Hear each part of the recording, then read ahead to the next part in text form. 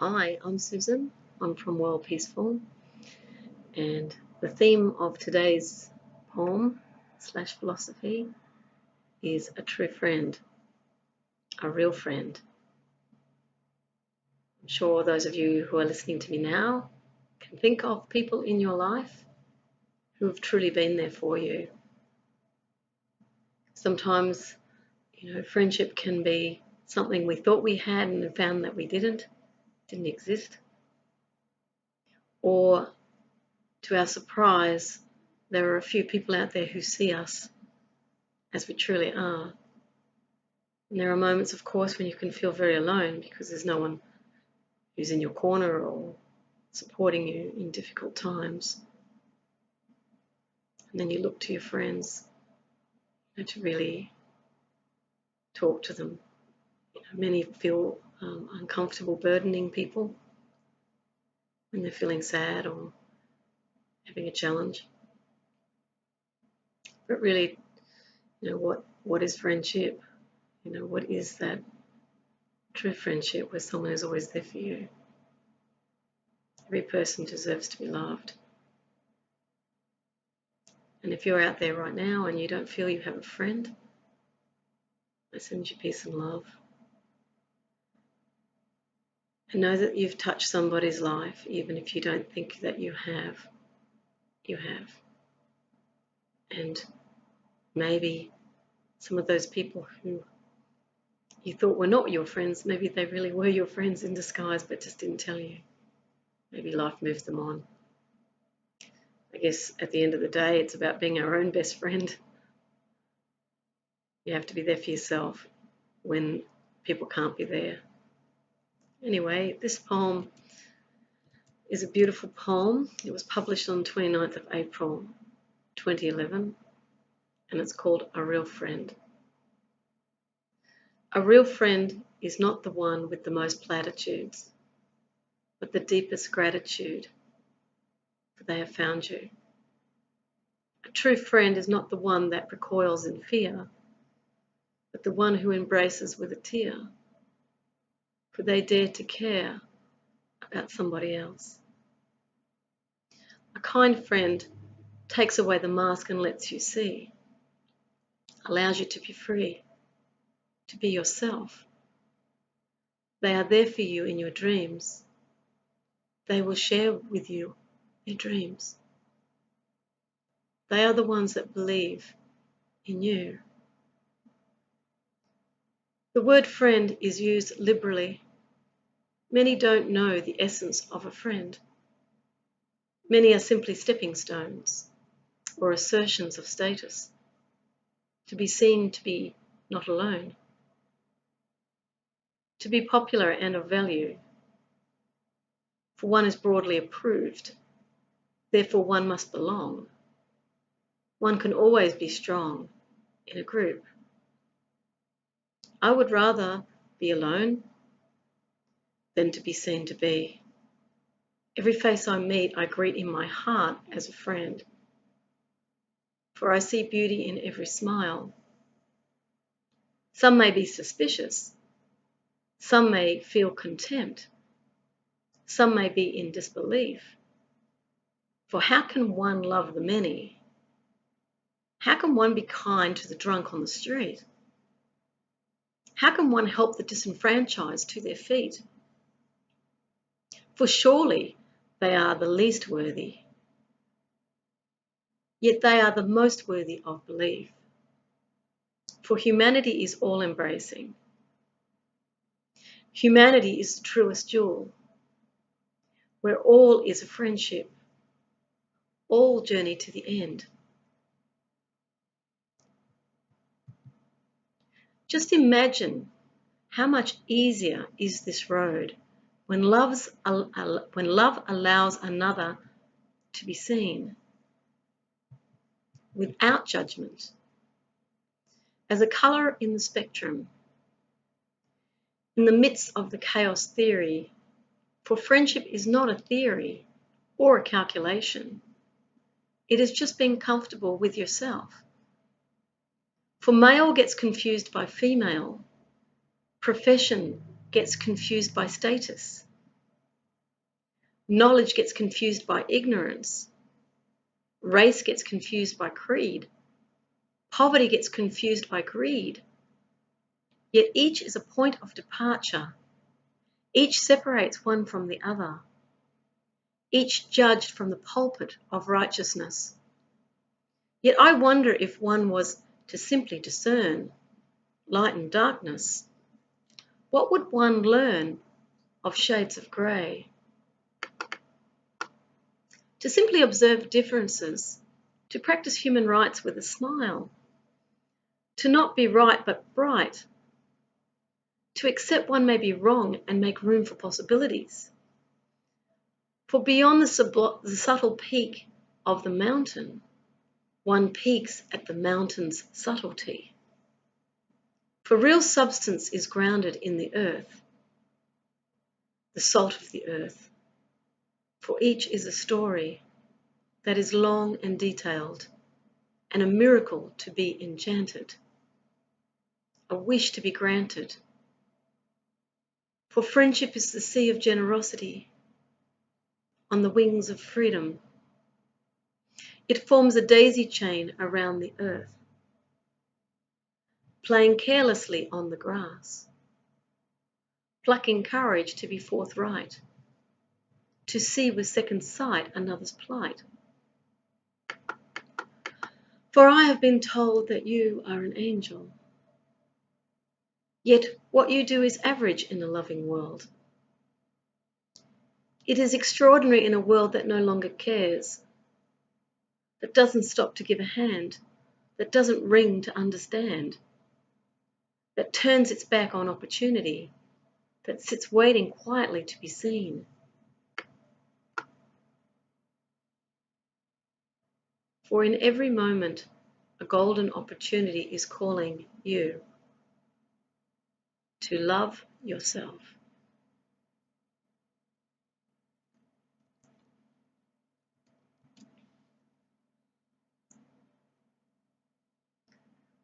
Perhaps that is the true meaning of friendship. You cannot be a friend to another if you cannot be a friend to yourself. You cannot love another unless you love yourself. I'm very, very lucky. I have a group of very, very good friends. They have always been with me. They've seen me go through a lot of things. And they're the ones that keep reminding me, to keep believing in me when I have my moments, when I just want to give up. They've been so wonderful. I've been able to talk things through with people that really care about me. And as my neighbours said, who are my friends as well, we know you. We're here for you. And I am very, very grateful. I am. I really appreciate their friendship. Every single one of them has given me something amazing. They've been truly remarkable friends. When I see people on the street who are sleeping rough, and I wonder about their lives, and I wonder, who's their friend, who's looking out for them. It's so sad to see people homeless.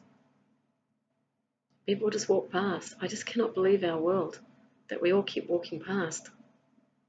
We all do it because everyone else doesn't, and we're frightened because we watch too much TV. Think people are dangerous, and they're not. They're just desperate. Don't ever underestimate the power of one kind word to someone. I've been a clown, and as I've travelled and met many people, I felt the friendship very easily. Patch Adams, who I went to Russia with, is the clown doctor. He talks about friendshipism. That's very much what he's dedicated to as a clown. He wants to create friendship everywhere. And I'm a Rotary Peace Fellow. Rotary talked about Paul Harris, who was the founder of Rotary. He travelled all the world. He was a vagrant himself. He went from house to house. He did odd jobs. in lots of different places, travelled to a lot of countries trying to get work, and he met a lot of people and he made a lot of friends. That's why Rotary is very much based on, friendship and extending your hand in friendship. And of course, not everybody's good at that. People have their beliefs and judgments about each other, and that can divide us from each other. If people are not believing what you're believing, sometimes we can exclude them, or they might have a different personality, or we might be personally irritated by someone. But, people like Paul Harris, I think, were a great example of, really befriending everyone. And certainly Patch Adams is that as well. He was lovingly kind to orphan children.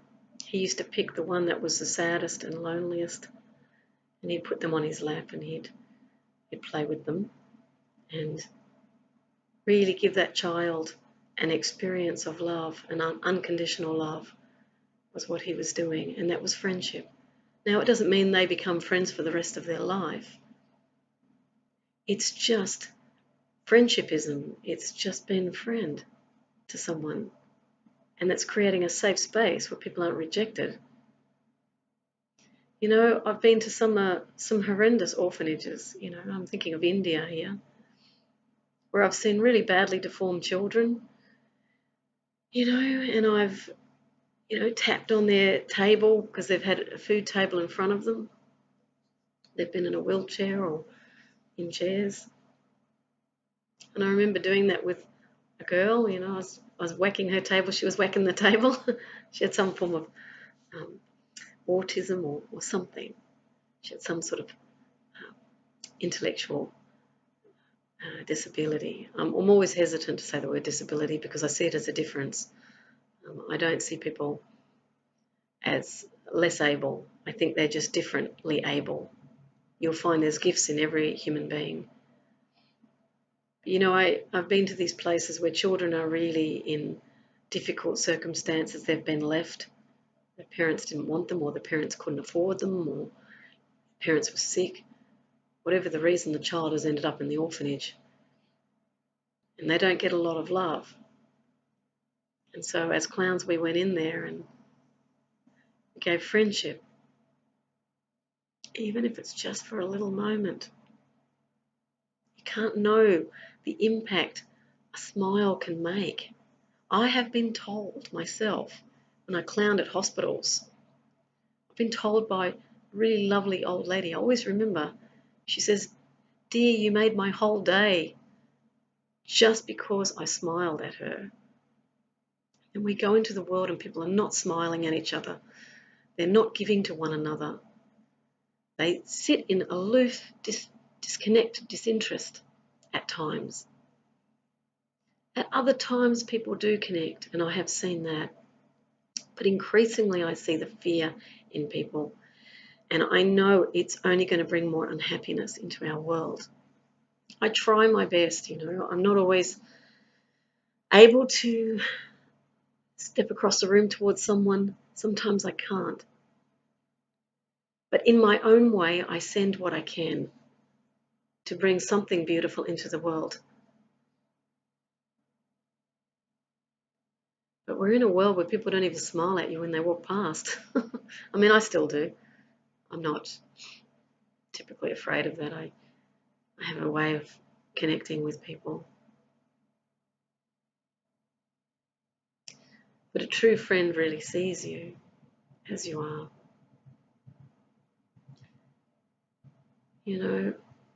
My ex-partner was actually my ex-husband. I would say was my best friend.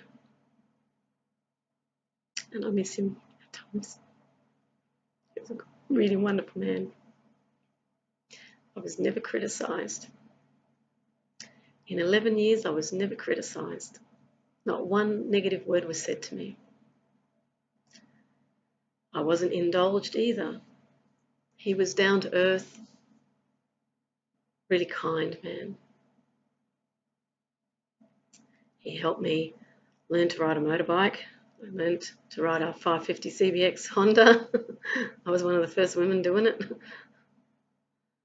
And he never ever saw me as incapable of anything. And he was a wonderful intellect as well. He had a great mind.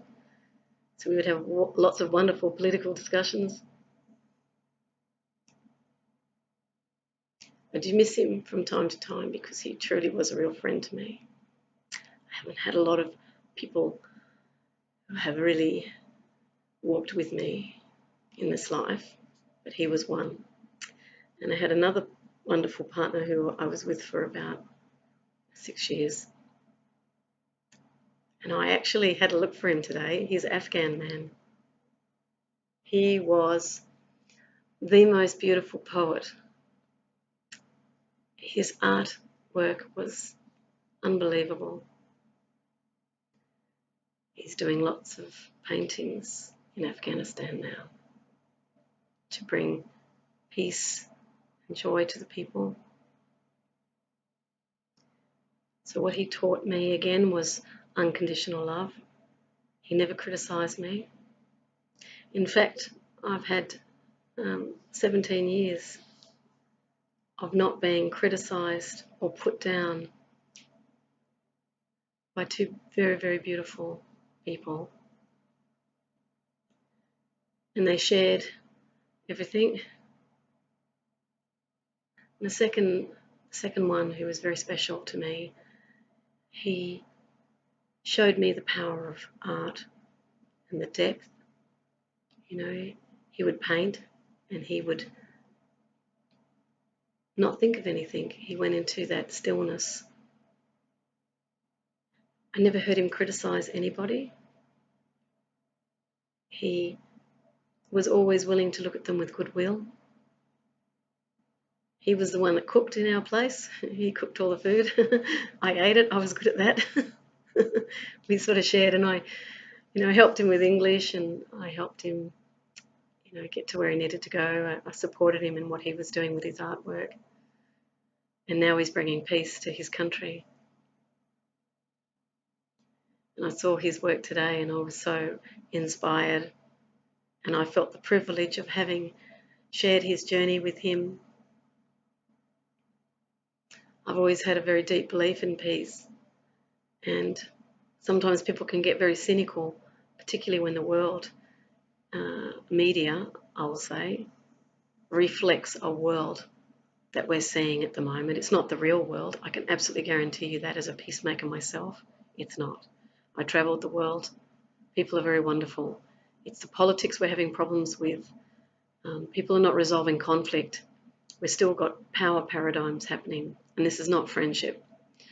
In fact, a very good peace-building strategy around the world would be world leaders learning to make friends with one another, not jumping to conclusions, reaching out across, spheres, across distances, across cultures, across differences, and seeking to find that middle ground. This is friendship. Friendship is actually love in another form. It's extending your hand out to someone. And when people shake hands, it's come from that tradition of the sword. So you're shaking with the other hand, the hand that you wouldn't actually it is the sword hand that you're shaking with because you're showing that you're a friend. You can be an enemy or a friend. Well, my vision is we learn to become friends, all of us. And when you truly see people, they will be a friend. They don't have to be your friend. It doesn't have to be returned. As I said, it's not an investment in my poem. It's unconditional. You're just handing out your friendship to people unconditionally, meaning you can take it or leave it.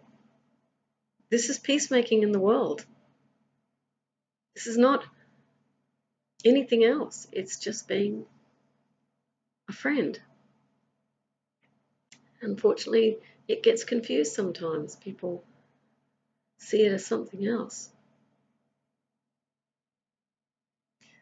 So I guess I'll finish on that note of I feel very grateful for the beautiful friends that have come into my life, and I thank you for seeing me as I am and for really being there for me when I really needed friends. for the most part, I pretty much can stand on my own 2 feet, and I've been a very independent person. I haven't reached out to people very much because I've always preferred to deal with things by myself. But in some very difficult moments, I've had to reach out, and I've had the most amazing friends, and they're still there. So I would just say thank you with great, great love. And I thank my family too. You know, certain members of my family have already been there for me. And I'm just sending love and deep gratitude for friendship. Thank you. Have fun. Bye.